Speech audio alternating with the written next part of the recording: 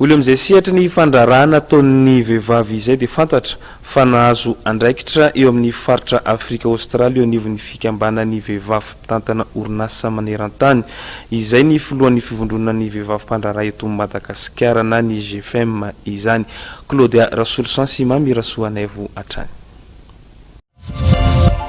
Ny tenako moa zany dia vita nomination commissaire régional ho an'ny Afrika Atsimo misahana firenena 20 ny ao anatin'izany asako izany sy andraikitra dia mijery ny lalana ahafahan'ny vehivavy mpandrara eto amin'ny Madagasikara miaraka amin'ireo faritra manodidina Madagasikara ireo ary hoentina amin'io réseau mondial femme chef d'entreprise io. Mety ho tombony antsika Madagasikara aloha dia betsaka antenaina fa